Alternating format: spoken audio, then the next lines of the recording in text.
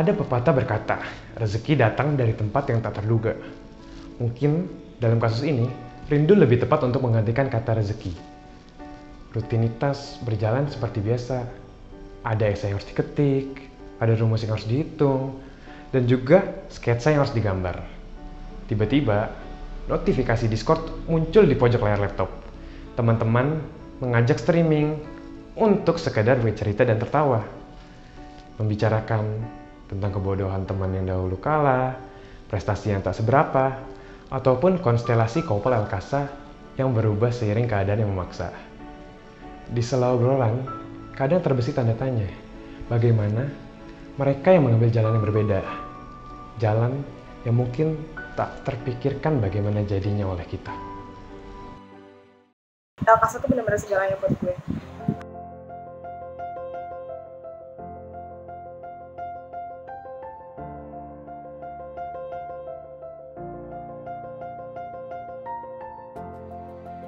Jadi cerita kenapa gue bisa ke luar negeri, alhamdulillah. Sebenarnya gue bisa ke luar negeri, gue bisa sekolah di TIU itu karena IC. Kenapa gue bisa ke TIU? Sebenarnya dari SD dan dari SMP, gue tuh emang pengen banget ke Jepang ya. Pengen banget kayak kuliah ke Jepang. Tapi waktu itu ya namanya gue nggak bisa bahasa Inggris, gue uang nggak ada gitu, dari mana gitu ibaratnya. Terus udah gitu di IC, gue mulai dilatih buat bermimpi. Kenapa sih di IC tuh teman-teman gue tuh kayak keren-keren banget, dan mereka tuh punya mimpi tinggi-tinggi banget, dan juga mimpi buat kuliah lanjut ke luar negeri gitu. Dan gue dikenalin lagi tuh sama mimpi gue masih kecil buat lanjut kuliah di Jepang. Tapi waktu itu gue juga masih belum bisa bahasa Inggris. Gue beneran belajar bahasa Inggris di IC, dan gue juga nggak punya uang buat ikut tes IELTS atau TOEFL. Soalnya itu kan kayak 3 juta ya waktu itu, mahal banget buat gue waktu itu. Jadilah waktu itu gue udah mulai ngeikhlasin untuk ya udah lanjut di Indo aja lah. Terus subhanallahnya gue pada saat itu menang ikut lomba bareng Amu sama Yasin, Olimpiade Sejarah Nasional di UI, dan dapat medali emas. Pada saat itu alhamdulillahnya kita dapat uang pembinaan gitu, dan uangnya saat itu gue pakai buat tes bahasa Inggris. Gue udah tes bahasa Inggris, terus gue akhirnya coba apply, dan gue nggak berani, emang gue nggak niat ke Jepang kayak teman-teman kan ada yang tesnya di Ritsumeikan, ada tesnya yang di EPU, di semuanya dicoba gitu. Gue nggak gitu, ya udah TIU aja, karena TIU kan nawarin ya beasiswa 100% gitu ya, full scholarship buat salah satu dari IC gitu, satu orang. Dan pada saat itu juga ya udah gue cuma daftar aja, bahasa Inggris juga masih berantakan, tapi nekat gitu. Udah nekat, alhamdulillahnya keterima gitu. Wah seneng banget dong gue, kayak masih nggak percaya, full scholarship loh.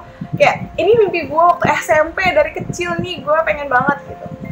Tapi balik lagi pada saat itu gue beneran nyadar bahwa realita tuh ya nggak sesimpel harapan gue waktu masih kecil gitu. Balik lagi ke keadaan keluarga gue, yang kakak gue masih kuliah, adik gue masih kecil yang mesti sekolah juga gitu. Dan yang sekolah bukan gue doang. Terus lah gue telepon orang tua gue waktu itu. Gue telepon, alhamdulillah keterima. Tapi waktu itu gue inget banget, mereka tuh kayak gimana ya, susah gitu loh bilangnya, karena ya namanya anaknya pengen banget gitu loh kuliah ke Jepang, terus alhamdulillah keterima. Tapi pada saat itu orang tua gue bilang kayak, kita kayak woi bangun, bangun, lihat realita gitu.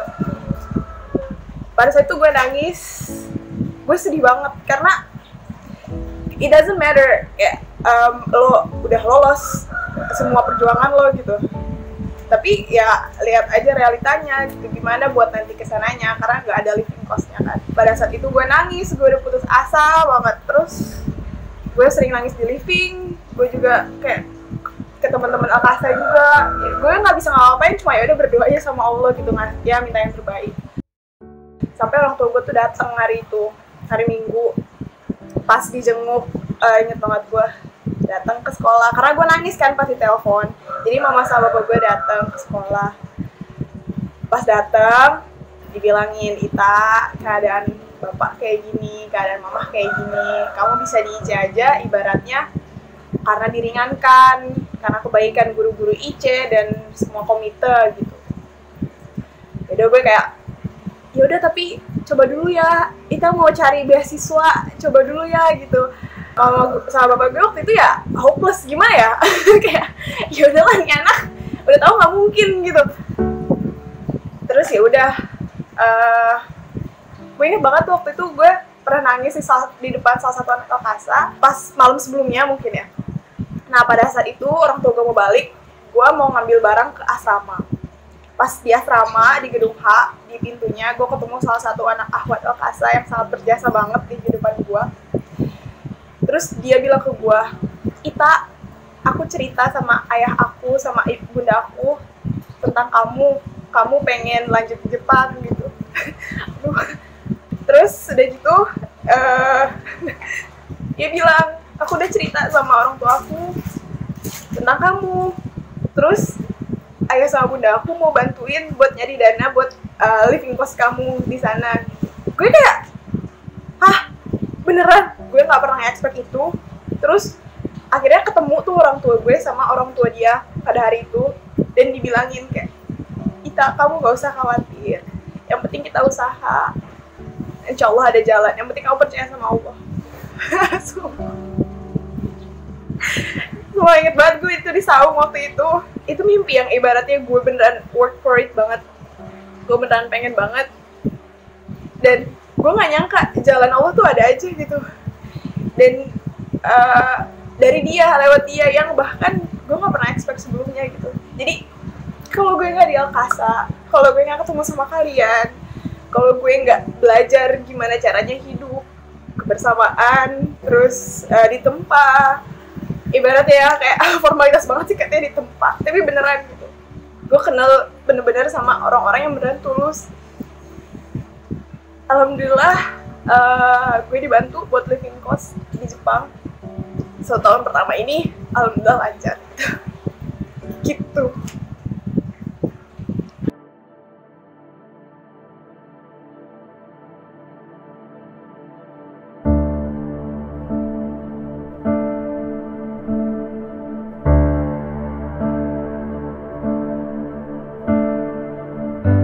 Dari awal itu memang yang mau ngapal Quran itu sebenarnya keinginan orang tua, terutama ibu.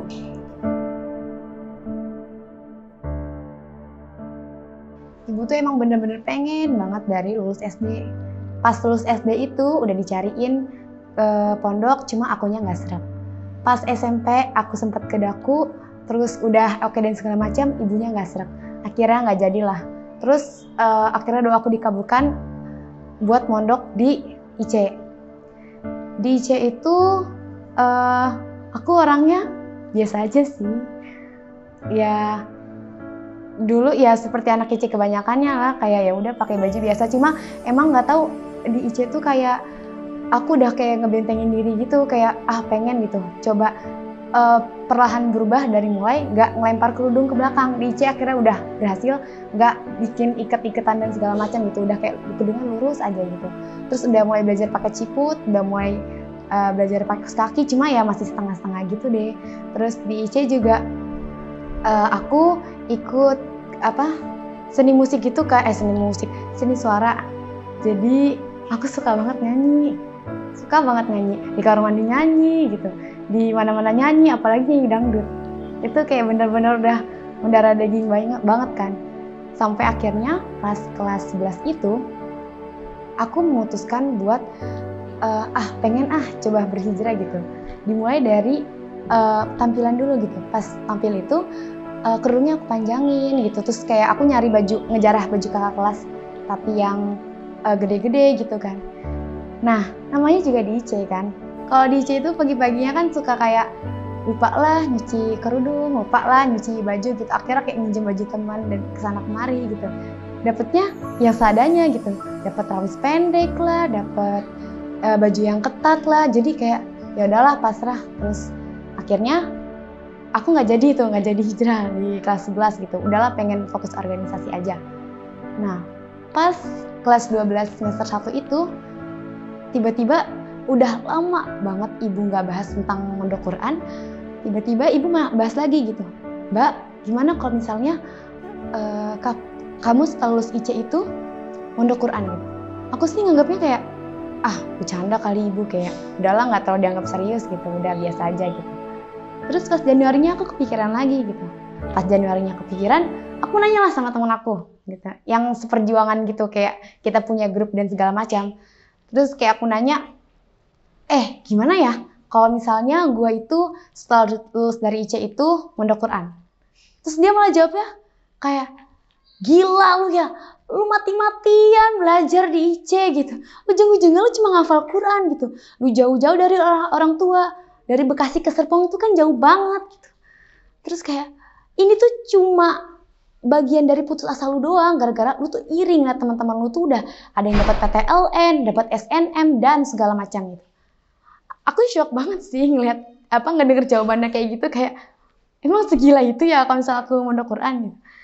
Terus akhirnya ya udahlah, aku nganggap itu angin lalu aja, kayak udahlah paling itu kayak pikiran-pikiran setan aja, kayak yaudah lu mondok Quran aja gitu, lu paling nggak dapat universitas gitu. Udah. Setelah itu akhirnya seiring berjalan waktu tiba-tiba udahlah daftar UTBK. Pas udah dapat hasilnya aku kayak udah niat, oke, berarti ini perjuangan aku dimulai lagi tuh. Aku mau mandiri gitu. Cuma pas aku pikir-pikir lagi, ya Allah, mandiri UGM, UI gitu, daftar aja berapa ratus gitu. Terus pilih jurusan berapa ratus gitu. Belum lagi kalau nggak keterima gitu. Dan itu uang semua dan belum tentu aku diterima gitu kan. Dengan aku juga nyadar kapasitas otakku kayaknya segini doang gitu. Harus butuh les, sedangkan ibu nggak mau aku les gitu. Pokoknya belajar aja gitu. Kayak ya udahlah, bener-bener udah pasrah banget gitu kan. Ya Allah, akhirnya aku sholat, terus pas sholat itu kayak aku ngeluh gitu sama Allah. Ya Allah, ini tuh jalan yang kau ridhoi nggak sih? Kok dipersulit kayak gini gitu?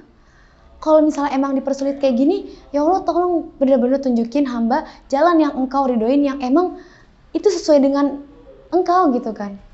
Terus udah berdoa kayak gitu, terus tiba-tiba kayak kepikiran, iseng-iseng lagi nanya sama ibu gitu. Bu, gimana kalau Mbak mondok Quran gitu? Terus pas aku bilang kayak gitu, ibu malah excited banget, bener-bener kayak, ya udah, ayo kita cari tempatnya gitu. Cari ke 4 tempat sampai akhirnya udah dapet serak 1 dan akhirnya tanggal 9 itu aku pengumuman SBMPTN, tanggal 20-nya aku langsung mondok. Dan di situ baru kerasa efeknya kayak, oh gini ya, gini tuh yang namanya hidayah, gini tuh yang namanya jalan yang emang bener-bener Allah ridhoin gitu. Dan emang bener-bener diridoin banget sama ibuku, sama keluargaku juga, sama Allah juga. Jadi kayak dipermudah sampai saat ini gitu. Bahkan gak tahu, bener-bener kerasa banget pas ngafal Quran itu. Jadi sekitar aku itu jadi malah kayak berlomba-lomba gitu. Nenek aku, bapak aku, ibu aku, bahkan tetangga-tetangga aku tuh kayak nanyain ke aku, Pak Heru gitu, kapan anaknya pulang gitu kan, kita pengen belajar ngaji nih gitu. Kayak aku Masya Allah gitu kan, emang bener gitu. Sempet sih awalnya itu aku khawatir gitu, wah teman-teman aku kuliah gitu, pasti mereka nanti kerjaannya keren-keren dan segala macam. Tiba-tiba ibu bilang gini, Mbak Des, tenang, penghafal Quran itu nggak ada yang miskin dan rezeki itu tidak melulu soal uang.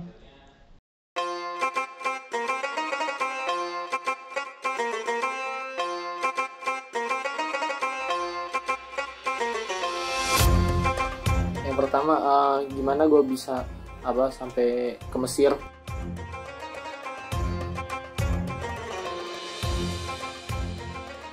Itu emang pertama, itu emang cita-cita gue dari dulu. Kalau gue tuh pengen ke Mesir dari SMP, bahkan sebelum gue kenal IC itu gue emang dari dulu pengen ke Mesir karena passion gue, kesukaan gue itu emang suka di bidang-bidang ilmu agama sama ilmu-ilmu bahasa Arab kayak gitu. Nggak tau, gue senang aja ngeliat kitab kuning gitu, kitab yang udah jadul, udah rusak tuh gue senang aja. Nah kemudian gue tahu kalau di Mesir itu Ka'batul Ilm ya kan, pusat peradaban ilmu Islam lah. Nah dari situ gue tertarik. Dari SMP tuh gue berangan-angan pengen ngelanjutin nanti yang namanya kuliah di Mesir. Tapi emang awalnya rada sulit ketika orang Mesir itu kan tesnya susah dan bahasa Arab gitu. Sedangkan gue bukan anak pondok, gue dulu cuma anak MTs biasa, belajar cuma bahasa Arab, nggak belajar langsung Arab. Nah tapi di situ gue belajarnya belajar ngaji dari masjid ke masjid. Juga gue masih ngapalin pelajaran gue yang dulu di SD yang pakai kurikulum pesantren. Di situ gue melatih diri gue sendiri. Kemudian pas lagi SMP gue mau SMA tuh gue mau masuk pesantren, tapi sama orang tua gue kan disuruh masuk IC. Dan ternyata di IC itu full banget tentang masalah full masalah sains ya kan. Sedangkan gue passionnya itu pengen di Arab. Awalnya gue rada nyesel dan rada sulit gitu untuk mengikuti gitu karena bukan kesukaan gue gitu. Tapi ya gue ikutin aja, gue kata orang tua gue yakin kalau kita ngikutin orang tua sih pasti bakalan dapet yang terbaik tuh. Nah gue ikutin aja dan gue kebawa arus tuh di IC kan. Di IC kan arusnya dari IC nanti ke ITB lah, lanjutin ke ITB, ke UGM, lanjutin ke yang sekolah-sekolah tinggi negeri lah. Sekalipun ke luar negeri itu ke Jepang, ke Jerman. Dan gue maunya Mesir. Makanya rada sulit dan gue pun ikut arus sampai gue pun ikut SBM. Dan alhamdulillah juga keterima kan di ITB juga. Pas lagi ada pengumuman buat tes ke Mesir, gue ikut dah tuh. Awalnya sih gue iseng-iseng aja karena gue kayak yakin gak yakin gitu bakalan lolos atau enggak. Alhamdulillah walaupun coba-coba gue bertiga tuh kemarin gue Wiul sama Wildan. Wiul sama Gilang. Nah Wiul dia tuh sebenarnya masuk juga, cuma nggak tahu dia akhirnya ngambil Telkom. Wiul sama Wildan nginep di rumah gue kemarin bareng sama gue ngerjainnya kesananya. Nah alhamdulillah gue keterima. Dan awalnya karena karena pengumumannya tuh lama banget dan gue udah di ITB tuh gue udah ngikutin walaupun gue belum daftar ulang, tapi gue udah ikut itu yang daftar ulang online tuh kan ada tuh ngisi nama nomor mahasiswa gitu, ada tuh. Nah gue udah ngisi kayak gitu sampai pas hari hari terakhir pas sampai hari daftar ulang ITB. Gue 2 hari sebelum daftar ulang ITB baru udah tuh pengumuman Mesir, ada pengumumannya karena ditunda-tunda terus. Akhirnya gue lolos ternyata. Beda akhirnya gue masuk Al Azhar, yang ITB gue tinggal. Angka-angka di kalender mulai dicoreti. Waktu yang ditunggu sudah tak lagi dinanti. Perlahan tapi pasti, Twibbon mulai menghiasi, berisi wajah kalian yang tersenyum asri bersama orang-orang yang tidak kukenali. Mungkin terlihat seperti mantan yang ingin pamer kekasih, tapi aku yakin itu sebenarnya cara kalian mengabari bahwa kalian baik-baik saja. Walaupun kita tidak lagi satu pantry ataupun lemari. Iya kan? Kalian baik-baik saja kan? Gue berangkat ke Jepang tuh tanggal 20 Agustus 2019. Gue inget banget, itu paling rempong sendiri gitu loh. Barengan gue tuh kayak dari macem-macem ya, yang mungkin ya berbeda gitu loh backgroundnya sama gue. Ya mereka temen-temen tuh kayak ya ibaratnya berkecukupan. Jadi tuh pas nyampe sana, gue agak struggle banget, struggle banget ya buat adjust di sana, buat adaptasi dan menempatkan diri di sana. Ditambah bahasa Inggris gue tuh jelek banget. Gue tuh beneran ada di satu kelas, gurunya tuh kayak bener-bener nanya ke gue kayak, "Ita jawab coba." Gue tuh kayak beneran, apa gitu, gue nggak ngerti. Gue tahu tapi gue nggak bisa ngomongnya gitu. Jadi semester 1 tuh gue beneran struggle banget sama akademik karena kekurangan bahasa. Terus semester 1 juga gue masih mulai mencari-cari teman, circle yang jauh banget beda sama Elkasa. Kita di sana ada dorm juga, ada asrama. Tapi karena ya dari background agama, budaya beda gitu, jadi ya nggak bisa dapet kliknya gitu loh kayak Elkasa. Jadilah gue mulai menyadari bahwa sebenarnya ini tuh bukan akhir mimpi gue, bukan, ini tuh awal dari suatu perjuangan yang lebih besar lagi. Dan ini tuh beneran sulit gitu, kayak real life. IC tuh gue kira IC susah ya, ternyata real life tuh jauh banget lebih susah buat gue. Oh ya, selanjutnya tadi gue ngerasa gue di Jepang itu susah banget buat adaptasi, dan ini lebih ke pencarian jati diri gue. Sebenarnya gue tuh siapa? Gue tuh Ita tuh siapa? kita tuh seorang muslim kah, seorang Indonesia kah, seorang anak dari Celincing yang dapat beasiswa kah, semua identitas itu susah banget buat gue, apa ya, kayak semua tuh kayak nge-clash gitu. Gue hidup tinggal di lingkungan Jepang yang gue belum bisa bahasanya secara lancar, tetangga juga beda, susah juga buat komunikasi dan merasa nyaman kayak rasa rumah. Sedangkan teman-teman gue juga beda banget lah ibaratnya, nggak semuanya muslim, nggak semuanya bisa diajak sholat, suka ngajak klub, maksudnya nggak ngajak juga sih karena mungkin mereka respect gue, tapi teman deket gue yang akhirnya gue fall out juga karena dia lebih memilih dengan gaya hidup itu, suka setiap makan juga suka yang ke restoran terus gitu kan. Gue kan sebagai, gue tahu diri lah gitu lah, gue di sini sebenarnya buat belajar dan gue juga sebenarnya ya harus irit segimana mungkin buat manage uang itu. Sampai gue pernah satu titik dimana gue tuh udah lagi capek banget sama akademik, gue juga capek banget sama gimana cara gue bisa irit, gue juga mikir gue internship, gue juga mikir gue nyari scholarship lain di sana gitu. Karena gue, ini menurut gue bukan beban, tanggung jawab gitu, beasiswa ini tanggung jawab, amanah gitu. Jadi gue nggak bisa ya habis-habisin uang gitu.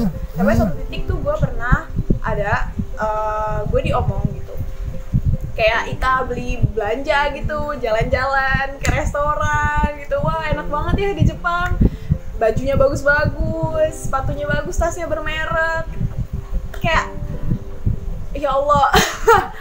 Andai Anda tahu bagaimana sulitnya menjadi saya yang, enggak sih, aku percaya bahwa semua orang memiliki struggle-nya masing-masing. Tapi agak sedih aja saat seseorang melihat orang lain menyepelekan semua masalah hidupnya ya, dilihatnya kayak wah enak aja gitu. Jadi tuh susah, gue juga dapet tekanan, ibaratnya mau bahagia aja susah gitu. Sedangkan gue aja lagi struggle nih, gimana tuh manage uang, manage waktu, manage pertemanan gitu, yang gue belum dapet teman yang klik banget sampai sekarang gitu, yang beda banget lah sama di IC. Dan di Mesir pun ya namanya di negeri orang ya, nggak semudah yang kita bayangkan gitu. Yang pertama itu faktor ini sih, adaptasi lingkungannya, cuaca. Ya kan kita biasa tinggal di pohon-pohonan, di sini pohonan jarang banget, sekalinya ada pohon-pohon korma ya kan, panas banget di sini. Itu sekalinya musim panas banget. Dan gue pertama kali datang tapi musim dingin, itu gue kaget banget. Sekalinya datang gue musim dingin, langsung kedinginan kan, sampai bibir gue pecah-pecah. Ya emang wajar sih, cuma ya apa ya, pas musim panasnya sih yang gila, yang parah itu. Sampai lantai itu kalau mau tidur dibasahin dulu, kayak gitu-gitu, gila parah sih. Nah, itu sama ini di Mesir, itu kan muridnya banyak banget, yang namanya murid itu banyak banget dari luar negeri gitu. Bahkan di Indonesia, yang dari Indonesia aja ada sekitar 7 ribuan kalau nggak salah orang Indo yang kuliah di sini. Dan itu baru Indo doang, belum Malaysia, belum Brunei, belum Singapura yang lainnya, kan sampai negara-negara yang lain. Nah, satu hal yang sulit itu di sini ya kelasnya terbatas, kelas terbatas tuh. Jadi kadang kalau kita masuk kuliah itu kalau nggak kedapetan tempat duduk, ya udah kan di sini sistemnya gitu udah kayak model zaman dulu banget, konservatif banget. Jadi nggak kayak di Indo, tempat duduk pasti dapet. Di sini lu kalau nggak datang pagi nggak bakal dapet tempat duduk. Ya udah. Sama bahasa juga termasuk sulit ternyata. Makanya gue kira gue ketika di sini gue bahasa Arab bisa lancar dah tuh. Ternyata pas gue datang di sini itu bahasanya beda sama bahasa Arab yang kita pelajarin. Misalnya air, maun, ya kan, di sini air moyah. Gue bingung ya kan. Banyak banget halal bahasa Arabnya tuh beda banget di sini. Makanya gue pertama kali kesini juga gue walaupun bisa bahasa Arab nggak bisa ngomong apa-apa kalau ngomong sama orang Mesir langsung gitu kan. Orang Mesir kalau ngomong cepet-cepet banget gitu. Hobinya di sini tuh orang Mesir itu suka berantem. Kalau orang sini tuh dikit-dikit berantem. Tapi enaknya sekali berantem besoknya pasti dilupain kayak gitu. Tapi ya kocak aja. Pas awal-awal mondok itu emang berat banget. Kenapa? Karena waktu aku pondok pertama itu adalah pondok tradisional. Bener-bener aku ngerasain jadi orang susah gitu. Aku ngerasain dimana aku cuma makan nasi pakai garam. Aku ngerasain juga gimana ketika kita lagi nyuci terus bau asap. Pokoknya bener-bener ngerasain di pondok tradisional ya. emang sih setiap harinya tuh aku cuma nangis doang kayak ya Allah gitu. Udah susah-susah ngafal Quran, dapatnya sedikit, mana ditambah belajar kitab kan, nggak ngerti gitu. Itu kitab apa juga aku nggak ngerti gitu. Terus akhirnya, oh ternyata kayak banyak hikmah yang Allah kasih di situ gitu. Sempet sih kayak kalau ngebandingin di IC tuh gini, pas awal-awal tuh nggak bisa move on-nya, aku di IC itu makannya enak. Oh ternyata masih banyak ya saudaraku yang di sini yang makannya nggak enak. Terus juga kayak, oh di IC tuh aku kalau bangunnya, kalau tidurnya malam, pasti bangun di IC-nya siang gitu. Pasti juga nggak ikut sholat subuh jamaah gitu. Hitungnya madol gitu. Sedangkan di sini benar-benar kayak, kamu tuh penghafal Quran, buat sholat duha, sholat tahajud itu adalah kewajiban, apalagi puasa Senin Kamis gitu. Jadi kayak banyak belajar gitu sih. Awalnya emang kayak nangis gitu kan, apalagi kayak ngebandingin kehidupan di IC, kehidupan di IC yang serba enak banget. Tapi kayak ya udahlah gitu. Hambatan aku selama menghafal itu sebenarnya sih kayak selama ini yang aku rasa tuh nggak ada. Karena nggak tahu, bener-bener ibu senang, keluarga semua senang, terus juga teman-teman dekat juga gak ada yang masalah gitu kan. Cuma rintangannya tuh emang bener-bener banyak dan lebih ke diri aku sendiri sih, buat ke manage diri aku sendiri gitu. Menghafal Quran itu kan PR-nya banyak kalau buat aku gitu. Pertama dari mulai segi bacaan, tajwid dan segala macam, juga dari soal memperbaiki diri gitu. Kadang aku suka kepikiran kayak, aduh pengen deh ngumpul-ngumpul sama teman gitu. Enak ya teman-teman di luar itu bisa hangout bareng, terus nonton, jalan gitu di sela-sela kuliahnya gitu. Sedangkan aku nggak bisa gitu. Pokoknya mereka bisa melakukan hal-hal yang nggak bisa aku lakukan gitu. Kayak contohnya ya pacaran dan segala macam gitu kan. Terus pakai baju-baju kekinian gitu. Terus aku jadi ingat gitu. Balik lagi ke diri aku gitu. Des, apa yang kamu lakukan sekarang itu balasannya surga gitu kan. Pepatah mengatakan bahwa dunia itu surganya orang kafir dan nerakanya orang muslim gitu. Apalagi juga pas di pondok Quran itu sering-sering ikut kajian gitu kan. Oh gini ya. Terus ngerasa kayak gak sendiri lagi gitu kan. Aku soalnya ngerasa kalau di lingkungan teman-teman aku tuh kayak aku paling berbeda gitu. Padahal sebenarnya tuh banyak yang kayak sedang berusaha hijrah seperti aku di luar sana gitu. Nah, setiap aku ngeliat kajian tuh kayak, wah Masya Allah ya, ini tuh saudara-saudaraku semua gitu yang sedang berjuang buat meraih surganya Allah gitu. Terus juga di surat Luqman ayat terakhir itu juga disebutkan bahwa kita tidak pernah tahu apa yang akan terjadi hari esok dan apa yang kita lakukan besok. Kita juga tidak pernah tahu kita mati di mana gitu. Jadi emang reminder paling utama itu adalah kematian gitu. Reminder utama kematian, dan emang ya dua hal yang nggak bisa ditunda, yaitu kematian dan juga jodoh gitu. Jadi ya udah itu sih hambatannya, rintangannya. Tapi aku bisa menyelesaikan rintangan tersebut ya dengan keyakinan diri aku sendiri, dengan memupukkan pada diri aku sendiri gitu.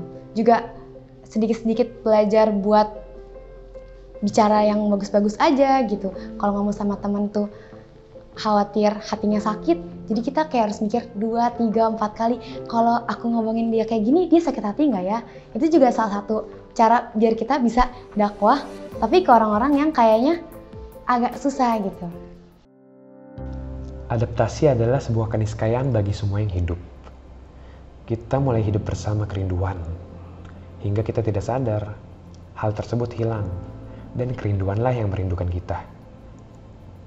Bayangan akan kalian mulai bersaing dengan tugas dan kewajiban. Angan sudah lelah dan bosan mengembara ke masa kenangan. Tapi kadang dia datang tanpa izin ataupun salam, bagaikan apel yang mengilhami Newton menemukan gravitasi. Lalu, apel seperti apa yang menimpa kepala kalian? Yang lebih kerasa banget adalah di perjalananku saat ini, pas sama El-Kasa dulu. Kalau di El-Kasa itu kan kebersamaannya tuh berasa banget. Kita tuh banyak acara, ada acara intern, acara ekstern kayak soundlist, terus juga ada acara angkatan gitu. Video-videonya juga banyak. Walaupun aku nggak pernah ngobrol sama si A, tapi aku tuh kayak lihat dia aja tuh udah bisa tahu kepribadiannya gitu. Karena aku ngerasa kayak kita tuh keluarga gitu. Gak ada yang kita tutup-tutupin di antara kita gitu. Walaupun nggak pernah ngobrol, tapi kayak aku tahu gitu. Aku tuh orangnya emang suka dunia yang ramai gitu kan. Kayak di IC tuh kalau di asramanya tuh kebiasaan kalau pagi-pagi tuh pasti ribut mulu, nyariin kerudung gitu, kayak woi siapa yang punya kerudung gitu. Terus pas abis pulang sekolah ribut lagi, kumpul-kumpul panitia ini gitu, CSA nonton drakor gitu. Kalau lagi asrama yang sepi pasti kayak ada yang teriak, kok sepi sih gitu, bener-bener rame banget. Dan tengah malam itu juga rame gitu, kayak ya ada yang belajar buat bio MTK nggak tidur lah, terus juga ada yang kayak ngegibah gitu di satu kamar, dan ngakaknya tuh kayak bener-bener kayak gitu, kayak ya ampun, kayak bener rame banget, bener-bener sepanjang hari tuh ribut mulu, kayak ya Allah gitu, rame banget gitu, dan aku suka gitu. Nah di kehidupanku sekarang yang aku jalanin itu bener-bener kita kan fokusnya ke kejar setoran, ujian, dan ujiannya tuh nggak bisa kayak di IC, kayak misalnya ngitung kancing atau kayak ya udahlah ngasal aja gitu, nggak bisa. Ujiannya bener-bener di prepare banget sampai mulut berbusa, sampai kering, sampai suaranya habis, itu kayak ulang murojaah mulu. Jadi kita satu sama lain itu jarang ngobrol gitu. Ada sih momentum-momentum kayak ngobrol, tapi itu pasti ngobrolinnya tentang ya namanya juga cewek kan, satu rumah cewek semua gitu. Jadi kayak ngobrolin tentang baju lah, atau tentang hataman, kerja tentang target, terus kayak motivasi gitu. Jarang ada yang ngebanyol dan segala macam gitu. Ujung-ujungnya pasti kayak belajar masak atau apa gitu, yang kayaknya gak ada kayak satu relaksasi yang kayak oke gitu, kayak gue apa adanya gitu, gak bisa. Tapi emang banyak belajar sih, kayak tata bahasanya, terus juga kayak bersikap kepada guru, terus adab kepada orang tua, terus adab kepada teman gitu. Gue sempet banget mengalami krisis identitas yang separah-parahnya, dan ini nyambung ke salah satu hal yang bener-bener gue kangenin banget dari Alkasa. Itu adalah waktu gue punya teman gue ini deket banget sama gue. Dia non muslim dan dia bukan orang Indonesia. Endingnya kita deket, dia sangat tertarik dengan Islam. Gue sebagai gue dari awal gue bilang ya, gue nggak bakal maksa dia atau gimana. Kalau misalnya dia ada pertanyaan tentang Islam yang mungkin gue bisa jawab, gue jawab gitu. Kita temenan deket, kita udah ibaratnya gue bersyukur banget ada dia, karena gue bisa latihan bahasa Inggris bareng dia, dan gue beneran punya figur sosok teman yang saat itu gue lagi struggle banget, gue lagi titik terendah gue di Jepang, survive gitu, dia ada. Sampai di titik dimana kita fall out dan dia jadi Islamophobic, gue bisa bilang dia jadi Islamophobic, dan itu yang bikin gue terpukul banget, karena gue sangat percaya sama dia, dan dia tuh ibaratnya orang yang sangat important, yang sangat penting di hidup gue.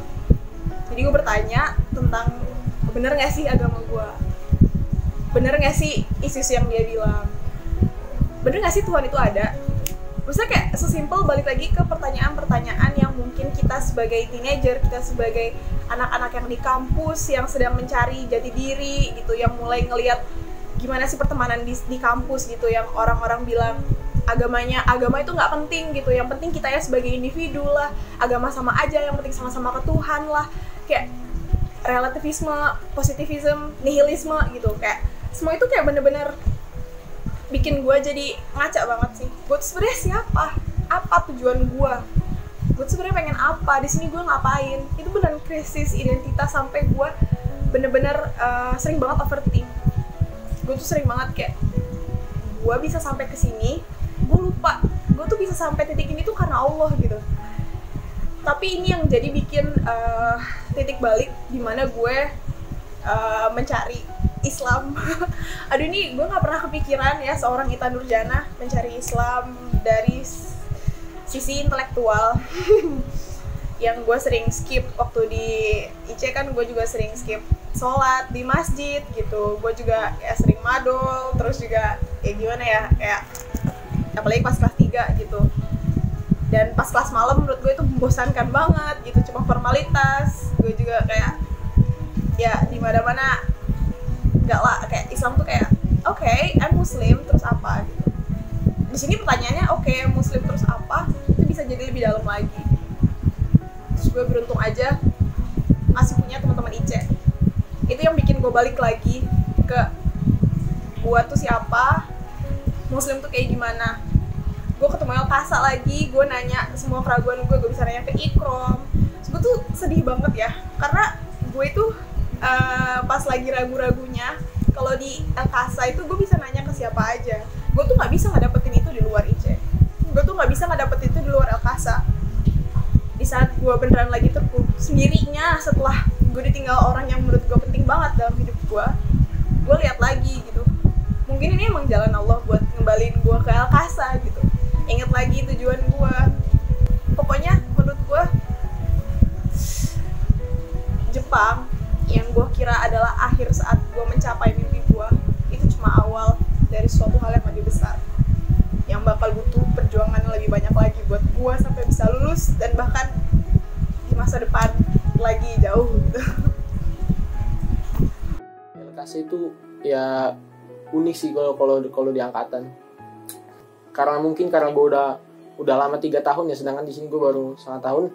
Misalnya gue mau butuh bantuan misalnya gitu, karena gue di sini sendiri, misalnya kayak butuh bantuan ke orang lain, minta segala sesuatu gitu, rada-rada sulit. Nah itu yang gue kangenin, sama bersamaannya sih, soalnya kompak gituan. Ini mungkin kayaknya gara-gara dilatih di IC-nya kompak aja. Gue kalau kayak di sini main sama anak-anak giroh bareng gitu, kayak kurang aja di sini. Emang karena kita nggak dituntut kayak begitu sih di sini sih, karena udah kuliah mungkin atau gimana, gue nggak tahu. Tapi ya kalau di LKASA gitu banyak gue temuin tuh orang-orang yang totalitas gitu, kayak buat angkatan gitu. Nah itu yang bikin gue enak banget gitu. Kadang gue merasa bersalah, gue aja nggak kayak gitu. Apalagi ketika pas lagi gue kelas 3 gue jadi ketua angkatan, gue aja nggak kayak gitu. Gila, ada orang yang lebih berdedikasi daripada gue aja nggak nyampe segitu, padahal gue ketua angkatan. Makanya hal-hal yang kayak gitu justru yang gue sampai sekarang masih gue inget-inget, gue pelajarin gitu.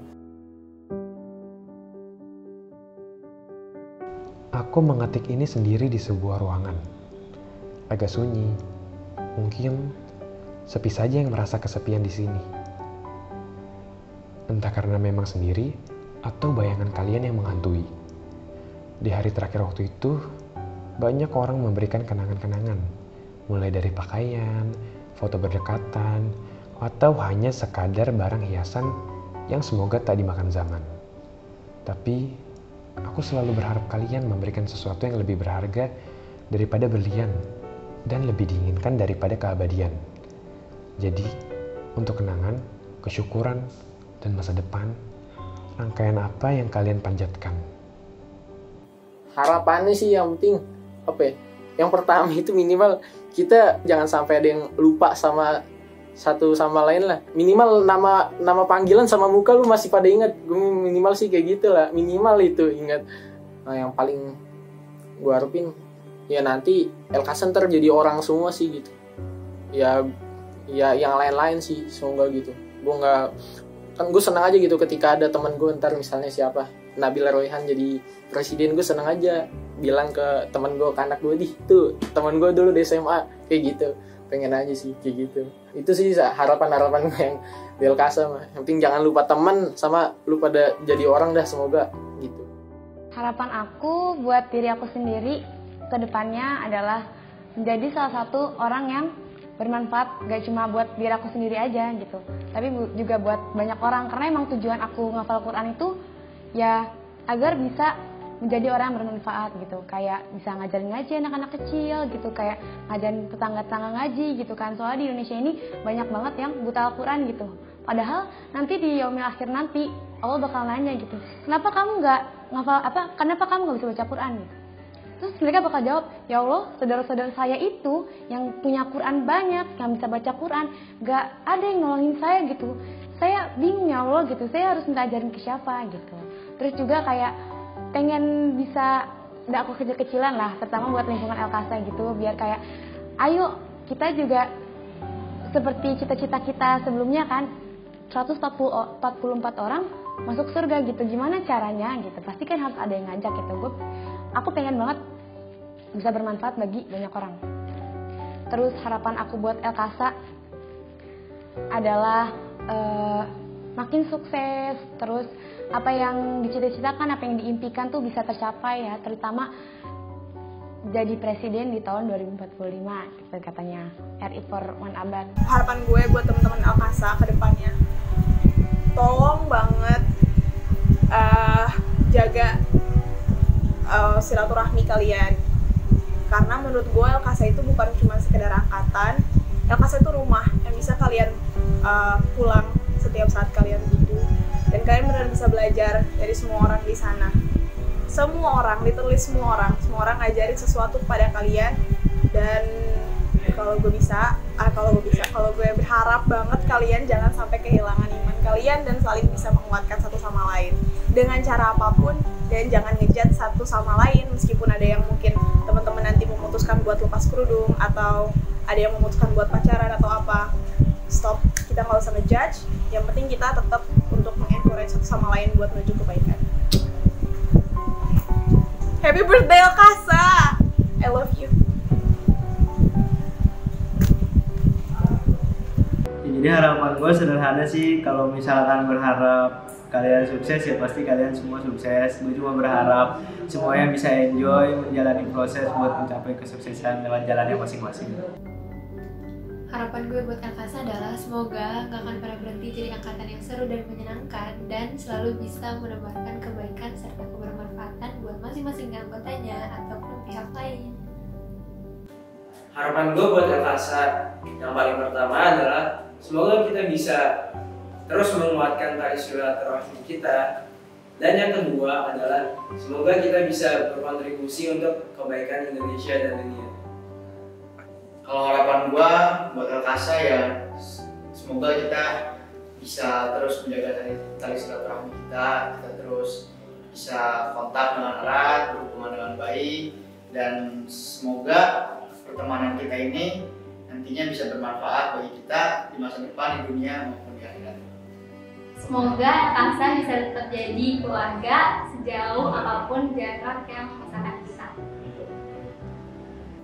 Harapan gue ya semoga keep kontak lah, kita keep kontak, jangan mencar-mencar siapa aja yang ketahuan di mananya, terus tapi tetap jalan sendiri, cuma saling tahu aja gitu namanya kawan. Nah dari gue itu aja. Dari gue ya udah kenang aja yang baik-baik dari kita. Yang buruknya nggak apa-apa dikenang, cuma kalau bisa dilupain aja, maksudnya dilukis di pasir, kalau yang baik dilukis di batu. Assalamualaikum warahmatullahi wabarakatuh. Assalamualaikum Elkasa. Assalamualaikum warahmatullahi wabarakatuh. Assalamualaikum warahmatullahi wabarakatuh. Hai Elkasa. Hai Elkasa. Hai Elkasa, how is your adventure of life? Pastinya makin seru kan? Yuk lanjutkan meniti langkah demi meraih mimpi. Happy birthday Elkasa. Happy milad yang keempat ya. Semoga Allah selalu berkahi kalian semua. كيف حالكم الإكاسيون والإكاسيات؟ عيد الميلاد السعيد المبارك إن شاء الله. Halo Elkasa, Angkatan 22, selamat anniversary. Semoga makin sukses, makin menebar manfaat, dan makin jaya angkatannya untuk selalu di depan. Selamat ulang tahun yang keempat ya. Makin kompak, jaya, dan kita kumpul lagi di mana? Di DPR lagi. Oke? Siap? Bravo Elkasa. Hai Elkasa, selamat ulang tahun, tetap semangat, tetap kompak, dan sukses selalu. Selamat milad Elkasa. Jadilah Elkasa yang enak, tapi jangan jadi Elkasa seenaknya. Selamat ulang tahun ya. Ibu ingat betul pada saat itu kalian lahir, ibu mendampingi, kalian masih jatuh, bangun, tertati-tati. Tapi alhamdulillah pada saat ini kalian sudah berusia 4 tahun. Semoga pada usia 4 tahun ini kalian semakin baik silaturahminya, semakin baik keimanannya, tentunya semakin baik prestasinya. Ingat, belajar untuk ibadah, prestasi untuk dakwah. Halo teman Elkasa, gimana semua?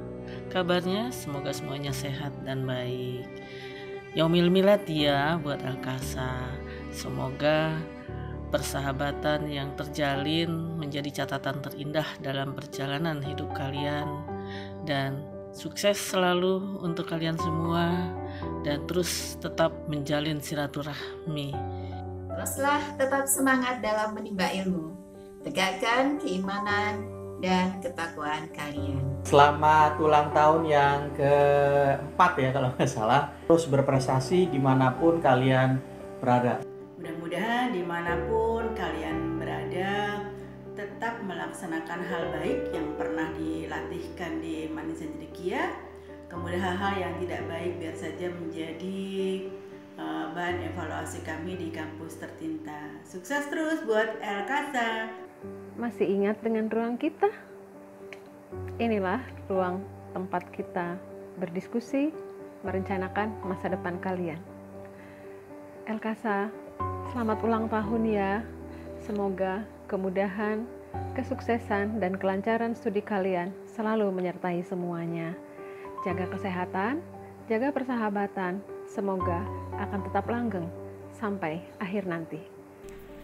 Di hari Rabu yang berbahagia ini, saya dapat kabar antum sebentar lagi akan berulang tahun. Maka oleh karena itu, saya mengucapkan selamat ulang tahun buat angkatan El-Kasa. Mudah-mudahan antum semuanya mendapatkan kesuksesan dan keberkahan, baik buat diri antum sendiri, buat keluarga, buat komunitas kita, dan buat umat Islam pada umumnya. Harapan gue buat El-Kasa adalah semoga El-Kasa dapat menjadi penebar kebermanfaatan dan kebaikan dimanapun berada, tetap terjaga dan saling menjaga, bisa lebih baik lagi dan impian-impiannya terwujud. El-Kasa bahagia selalu, sayang sama diri sendiri, dan tidak lupa sama Allah. Dapat mewujudkan impian-impiannya, dan dalam mewujudkan impiannya itu, I hope we are all crewmate and there is no imposter among us. Semoga dimanapun El-Kasa dapat menjadi agen kontribusi dalam hal kebaikan. Semoga El-Kasa selalu bahagia dan bisa sayang sama diri sendiri. Istiqomah nambah yang baik-baik lah. Semakin jaya. Sukses dunia akhirat. Semua doa-doa baiknya segera terkabulkan dan kita bisa tetap solid. Kuliahnya lancar dan terhindar dari COVID-19. Amin. Semoga anak El-Kasa hidupnya nggak nyusahin orang. Mina no negai ga kanaimasu you ni te ni misaru koto o kokoro kara negatte imasu. Intinya semoga yang disemogakan tersemogakan. Pesan saya dimanapun kalian berada, jangan pernah lupakan identitas kalian sebagai seorang muslim. Semoga El-Kasa tetap saling merangkul dan melindungi tanpa alibi. Hadir dan selalu antusias setiap ada acara angkatan. Semoga kita bisa langgeng terus. Semoga makin kritis dan tetap berkelas. Semoga El-Kasa dilancarkan terus segala urusannya dan sukses terus ke depannya. Love you all. Kapanpun kalian merasa terpuruk, semoga kalian bisa bangkit lagi dan merasa lebih baik. Semoga dunia El-Kasa selalu selamatkan dalam kehidupan sehari-hari, dan ingat Allah itu selalu. Apaan sih harapan angkatan?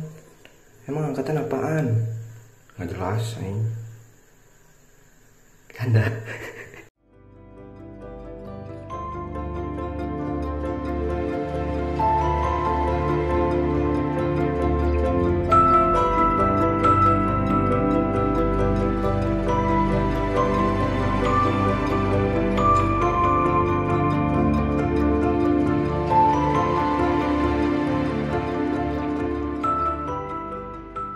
Harapan gue semoga kalian tetap sholat walaupun dalam perjalanan. Terima kasih.